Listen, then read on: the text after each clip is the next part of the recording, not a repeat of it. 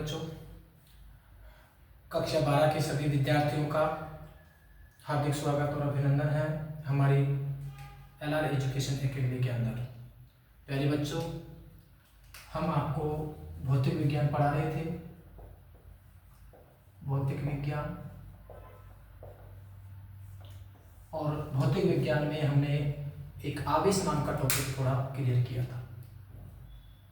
आवेश क्या होता है ये आपने देखा। अभिलाक्षणी गुण है, इंट्रिंसिक प्रॉपर्टी है, क्यू से डिनोट करते हैं, मात्रक कूलाम होता है और इसका CGS मात्रक इलेक्ट्रोस्टैटिक यूनिट होता है। आज जो हमारा टॉपिक रहेगा, बिना टाइम वेस्ट किए आगे बढ़ते हैं। और आज हमारा टॉपिक है बेटा आवेश के गुणधर्म। आवेश के गुणधर्म। कई बार एग्जाम में क्वेश्चन पूछता है कि आवेश के कोई 2 गुणधर्म लिखिए, 3 गुणधर्म लिखिए, तो वहां पे ये टॉपिक बहुत काम आने वाला है आपके कि आवेश के गुणधर्म। प्यारे बच्चों, आवेश के जो गुणधर्म होते हैं हम यहाँ पे 4 प्रकार से पढ़ते हैं। पहला है आवेशों की योज्यता। योज्यता मतलब योगात्मकता, मतलब योग। आवेशों की योज्यता। दूसरा है आवेशों की निश्चरता। निश्चरता, आवेशों की योज्यता, आवेशों की निश्चरता। तीसरा है आवेश संरक्षण का नियम। आवेश संरक्षण का नियम या आवेश संरक्षण। चौथा है, 4th नंबर पे है आवेशों का क्वांटीकरण। आवेशों का क्वांटीकरण। तो हम यहाँ पर आवेश के गुणधर्म पढ़ेंगे बेटा 4। ये आप जानते हैं कि आवेश एक अदिश राशि है, स्केलर क्वांटिटी होती है, कोई दिशा नहीं होती आवेश की, ये भी उसकी प्रॉपर्टी है। लेकिन मेनली जो हम देखेंगे तो आवेश के जो गुणधर्म है वो हम यहाँ पे 4 तरह से पढ़ेंगे। पहला क्या है, आवेशों की योज्यता। दूसरा आवेशों की निश्चरता। तीसरा आवेश संरक्षण का नियम। चौथा आवेश का क्वांटीकरण या आवेशों का क्वांटीकरण। आवेश का क्वांटीकरण। आवेश का क्वांटीकरण। तो अब हम एक एक को थोड़ा समझते हैं। सबसे पहले हम बात करेंगे बेटा आवेशों की योज्यता।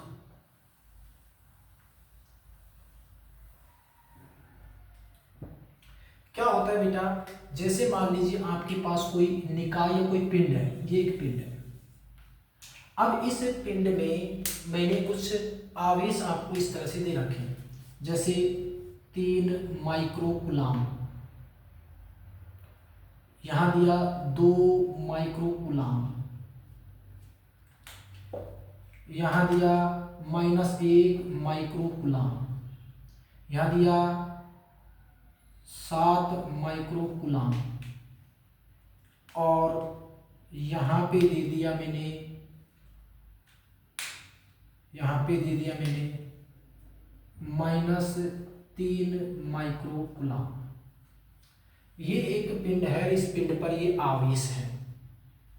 अब ये आवेश जो है, मान लीजिए इस आवेश को हम नाम दे देते हैं Q1, इसको नाम दे देते हैं Q2, Q3, Q4, Q5। और आपसे कोई पूछे कि इस पर कितना आवेश है, इस पिंड पर कितना आवेश है, तो आपको क्या करना है, इसका बीजगणितीय योग कर देना होता है। बीजगणितीय योग क्या होता है, प्लस प्लस की संख्या को एक साथ जोड़ दो, माइनस माइनस के को एक साथ जोड़ दो, फिर उसमें से उसको घटा दो, जो भी बचेगा, रिजल्टेंट जो भी बचेगा वो आपका क्या कहलाएगा, आवेशों की योज्यता कहलाएगी। वो आपका नेट कुल आवेश कहलाएगा। तो यही तो आपके आवेशों की योज्यता है, मतलब इसमें बीजगणित योग होगा। क्या होता है कि देखो हम पढ़ लेते हैं, समझ लेते हैं। किसी निकाय या पिंड भी बोल सकते हैं, किसी निकाय का कुल आवेश उस पर उपस्थित आवेशों का बीजगणितीय योग होता है। बीजगणितीय योग होता है। यह है आवेशों की योज्यता, योगात्मकता। तो भैया नेट आवेश कितना होगा, कुल आवेश कितना होगा, तो आप इस क्वेश्चन को कैसे सोल्व करेंगे, तो आप कहेंगे क्यू नेट, तो क्यू टोटल कितना होगा सर, क्यू इक्वल टू होगा Q1 plus Q2 plus Q3 plus Q4 plus Q5। क्यों? क्योंकि हम आवेश का बीजगणितीय योग करेंगे। अब बीजगणितीय योग कैसे करते हैं, देखो Q1 का मान कितना है 3 माइक्रोकूलम, तो यहाँ पे देखो 3 माइक्रोकूलम आ जाएगा। सवाल बदल सकता है, आप इतना ही छोड़ना है अगर एग्जाम में आता है तो। और अगर आपको क्वेश्चन के रूप में है तो ऐसे करेंगे 3 माइक्रोकूलम, फिर Q2 माइनस 3 माइक्रोकूलम, फिर प्लस 2 माइक्रोकूलम, फिर माइनस 1 माइक्रोकूलम, फिर प्लस 7 माइक्रोकूलम। तो इस पे बीजगणितीय योग कैसे करेंगे भैया, 3 प्लस के 3 माइनस के तो कट गए, 2 प्लस के 1 माइनस के, तो यहाँ से कितना बचा 1 माइक्रोकूलम, प्लस कितना बचा 7 माइक्रोकूलम, तो टोटल मिला के कितना हो गया क्यू का मान 8 माइक्रोकूलम। तो बीजगणितीय योग ये होता है। तो इसे ही कहते हैं बेटा आवेशों की योज्यता, मतलब किसी निकाय पर कुल आवेश बीजगणितीय योग के बराबर होता है। तो पहला टॉपिक हमारा कंप्लीट हो गया, आवेशों की योज्यता। इसके लिए शॉर्ट ले सकते हैं।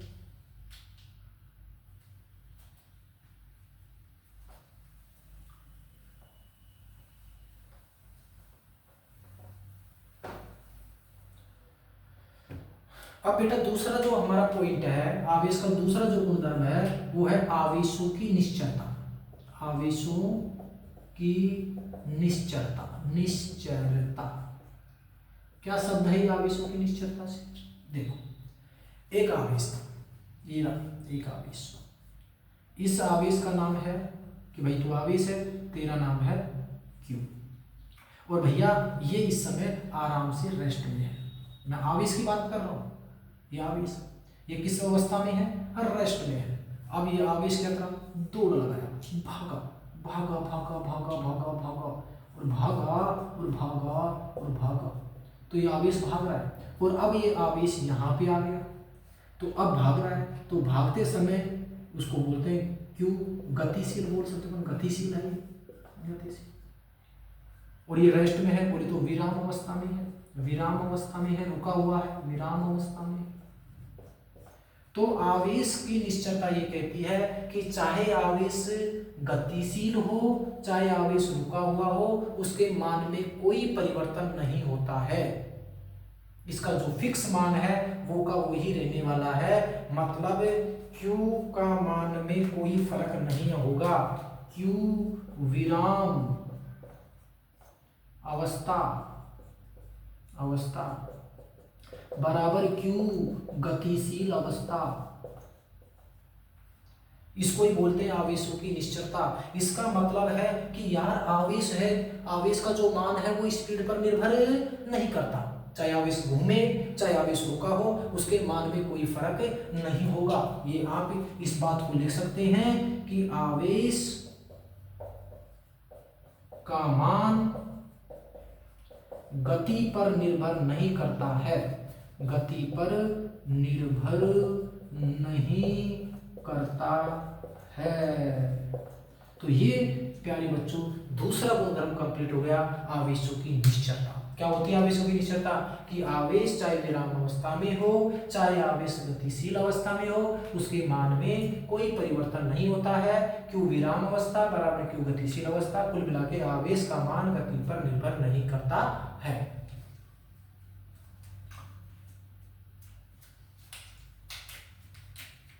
लेकिन इसी बीच में आपको एक पॉइंट और बता दूं बेटा, कि जो अगर कोई बॉडी है, कोई मास है, तो मास जो होता है अगर वो ज्यादा स्पीड से चलता है तो उसका मान बढ़ता है। ध्यान रखना, आप ऐसे बहुत ही तेज भागते हो और बहुत ही तेज भागते हो तो उस कंडीशन में आपका द्रव्यमान बदल सकता है बेटा। तुम्हारा मान बढ़ सकता है बेटा, क्योंकि आपने 11th क्लास में फॉर्मूला पढ़ा होगा। मैं आपको मास के बारे में बता रहा हूँ बेटा, यहाँ पे ध्यान से सुनना इस बात को। तुम्हारे स्टैंडर्ड के हिसाब से तुमको पता होना चाहिए कि किसी भी बॉडी का जो मास होता है उसका जो रेस्ट मास होता है, विराम अवस्था में जो मास होता है, बटा √1 माइनस v² होता है। ये क्या है, किसी बॉडी का मास, ये क्या होता है, विराम अवस्था का मास, मतलब रेस्ट मास बोल सकते हो इसको, रेस्ट मास। अब कैसे, जैसे तुम लोग भागे, जब इसमें c क्या है, प्रकाश का वेग है 3 × 10⁸ मीटर पर सेकेंड। जब इसमें इसका भाग देंगे तो कुछ मान आएगा, जब ये मान आएगा उस एक में से सब्ट्रैक्ट होगा तो एक से छोटा मान आएगा, और जब नीचे कोई छोटी राशि होती है तो भैया ऑल ओवर हमेशा राशि कैसी बढ़ती है, बड़ी बढ़ती है, मतलब मान बढ़ जाता है। ध्यान। अब तुम्हारी जो स्पीड है वो लाइट की तो वेलोसिटी से वाली तो हो नहीं सकती, कुछ होगी तो उस हिसाब से आपका तेजी से भागोगे तो कुछ बदल सकता है। लेकिन अगर इंसान कोई बॉडी चलती है तो उसको न के बराबर भागते हैं, इसलिए ये मान न 0 आता है, और 0 आता है तो भैया फिर m बराबर m0 ही रहता है, कोई बदलता नहीं है। बात उसकी स्पीड के बराबर होती है, लाइट की वेलोसिटी के आसपास भवन चल पड़ता है तब जाके होता है। तो मास बदलता है पर आवेश नहीं बदलता, ये आपको ध्यान रखना है। तो हम तो इस तरह बात करेंगे कि आवेशों की निश्चलता क्या है, कि आवेश चाहे विराम अवस्था में हो, आवेश गतिशील अवस्था में हो, मान पे फर्क नहीं पड़ता। कुल मिला के आवेश का मान गति पर निर्भर नहीं करता। तो पहला हमारा आवेशों की योज्यता, दूसरा आवेशों की निश्चलता। अब देखो तीसरा क्या है,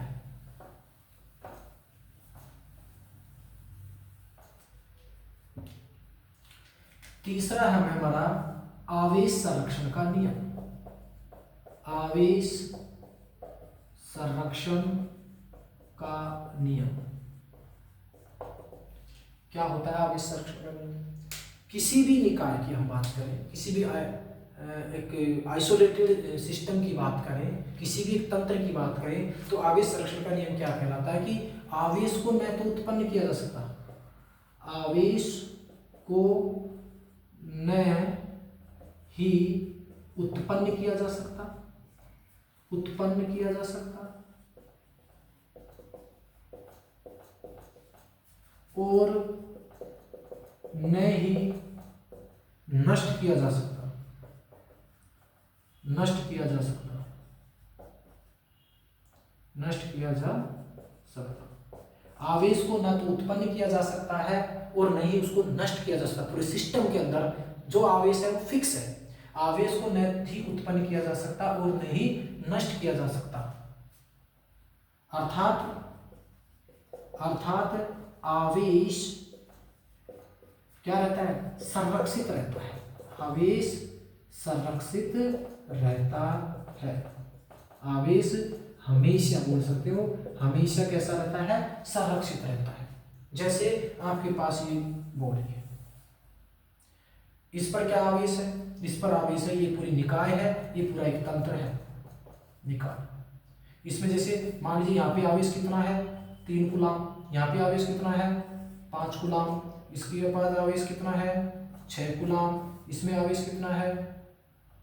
9 कूलाम। ये आवेश है। और आपने इस बॉडी को ऐसे हिलाया हिलाया हिलाया हिलाया, थोड़ी देर बाद में अगर हम बात करें तो मैंने कहा कि बॉडी में आवेश कुछ इस तरह से हो गया। क्या हो गया?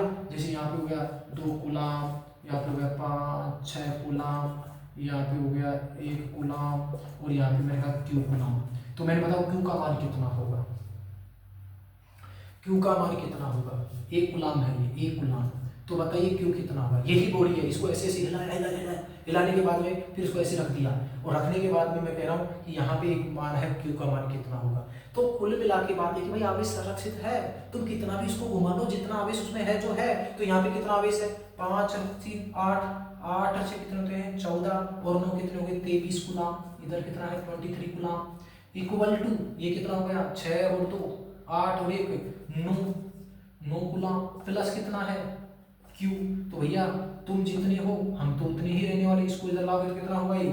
तो 23 में से 9 कर दो, सब्ट्रैक्ट कर दो, तो कितना हो गया? तो ये हो गया कितना? 14 कूलाम। Q का मान कितना हो गया? 14 कूलाम आ जाएगा बेटा। 9 इधर आएगा, 23 - 9 करोगे तो 14 आ जाएगा। तो ये हो गया क्या? आवेश संरक्षण का नियम। आवेश को न तो उत्पन्न किया जा सकता है, न नष्ट किया जा सकता है, ये आपस में ट्रांसफर हो सकता है, इनका स्थानांतरण हो सकते हैं। अर्थात कुल मिला के आवेश हमेशा कैसा रहता है, संरक्षित रहता है। बस हो गया भैया, यही तो क्या है, यही आवेश संरक्षण का नियम है। किसी की हिम्मत नहीं जिसके अंदर जाकर के आवेश को कोई उत्पन्न कर दिया, आपस में उत्पन्न कर देना है। निकाय जो तंत्र है उसमें आवेश हमेशा कैसा रहेगा, संरक्षित रहेगा। प्यारे बच्चों, आया टॉपिक समझ।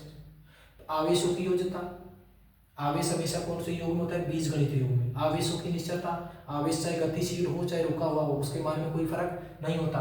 और तीसरा आवेश संरक्षण का नियम, और चौथा है आवेश का क्वांटीकरण।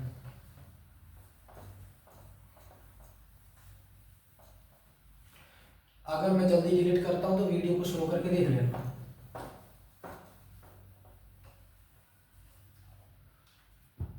अब आता है आवेश, आवेशों का क्वांटीकरण। आवेश का क्वांटीकरण क्या होता है कि जो आवेश होता है, जो आवेश होता है, आवेश ये हमेशा इलेक्ट्रॉन के एक पूर्ण गुणज के रूप में होता है। मतलब इलेक्ट्रॉन का पूरा पूरा पार्ट होता है। Q बराबर एन ई, ये प्लस और माइनस दोनों के रूप में हो सकता है। यही है आवेश का क्वांटीकरण। मतलब आवेश, आवेश इलेक्ट्रॉन के, प्रोटॉन प्लस लेके तो प्रोटॉन हो सकता है, कि आवेश इलेक्ट्रॉन के पूर्ण गुणज के रूप में होता है, पूर्ण गुणज के रूप में होता है। मतलब आवेश जो होता है, जैसे इलेक्ट्रॉन, एक इलेक्ट्रॉन गया भैया, दो गए, तीन गए, लेकिन कभी ऐसा नहीं हुआ आधा इलेक्ट्रॉन चला गया। आधा नहीं होता, इलेक्ट्रॉन पूरा होता है। मतलब इलेक्ट्रॉन का हमेशा पूर्ण गुणज होगा। मतलब यहाँ एन जो होगा वो एक होगा या दो होगा या तीन होगा, डॉट डॉट डॉट ये चलता रहेगा। लेकिन आवेश हमेशा, कोई पूछे आवेश का क्वांटीकरण क्या होता है, आप कहेंगे कि आवेश जो है ना वो इलेक्ट्रॉन का हमेशा पूर्ण गुणज होता है, यानी पूर्ण गुणज के रूप में होता है। Q बराबर प्लस माइनस एन। और आप ये जानते ही हो कि E बराबर क्या होता है, E का मान कितना होता है, एक इलेक्ट्रॉन पर आवेश कितना होता है, वो होता है 1.6 × 10⁻⁻19 कूलम। ये मान होता है एक इलेक्ट्रॉन पर। तो इसका हमेशा क्या होगा, पूर्ण गुणज के रूप में होगा। तो ये था बच्चों आवेश के गुणधर्म। तो आपको ये आवेशों के 4 गुणधर्म अच्छे से याद करें।